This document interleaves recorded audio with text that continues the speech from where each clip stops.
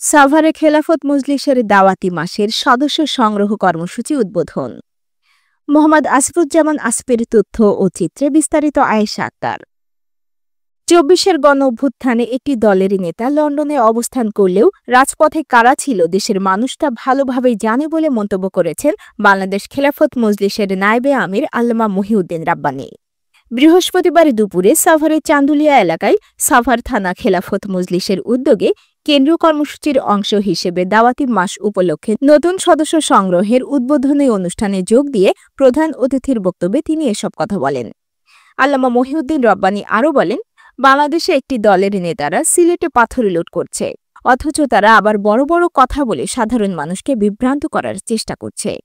এরা চাঁদাবাজি, রাহাজানি ও লুটতরাজে লিপ্ত। দেশের মানুষ সব জানে। আগামী জাতীয় সংসদ নির্বাচনে এদেরকে জনগণ প্রত্যাখ্যান করবে।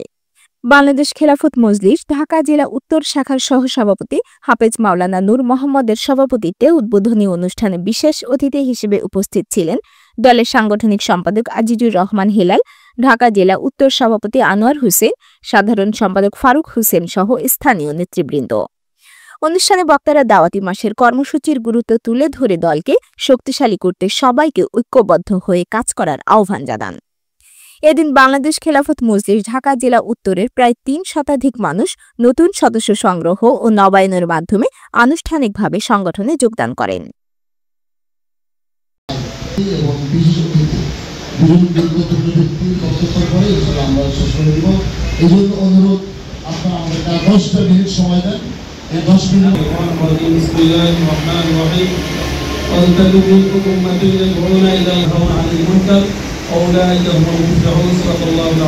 আলেম শাইখুল হাদিস আল্লামা মহিউদ্দিন রাব্বানী ভাইরা এবং আজকে যারা বাংলাদেশ খেলাফত মজলিসের সদস্য ফরম পূরণ করে সংগঠনে যোগদান করছেন মহিউদ্দিন রাব্বানী এবং শপথ বাক্য পাঠ করাবেন আজকের সম্মানিত সবাই বলেন, জাতীয় বাংলাদেশ খেলাফত মজলিসের বিষয়ভাবে ঢাকা ২ নং আসনে একজন দেশ স্বাধীনতার সময় ছিল পাকিস্তানে, আবার ২৪-এর স্বাধীনতার সময় আরেকজন ছিলেন লন্ডনে।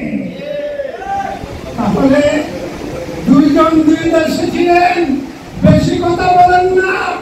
রক্ত কারা দিয়েছে, রাজপথে কারা ছিল, তেরোই ছিলাম, ২১-এ ছিলাম, ২৪-এ ছিলাম, ২৫-এ আছি। ইনশাআল্লাহ রাজপথে আমরা আছি, থাকবো। ইসলামের বিরুদ্ধে যদি কোনো কথা বলেন, আপনাদের রক্তচক্ষুকে আমরা ভয় করি না। আপনাদের যে নির্যাতন জুলুম এখন চলছে, এটা এই দেশবাসী সচেতন।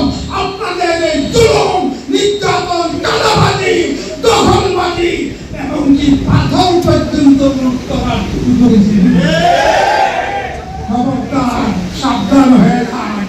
দেশ শুধু আপনার নয়, আমরা কোন বন্যার পানিতে ভেসে আসি নাই। এই দেশে আপনি যেরকম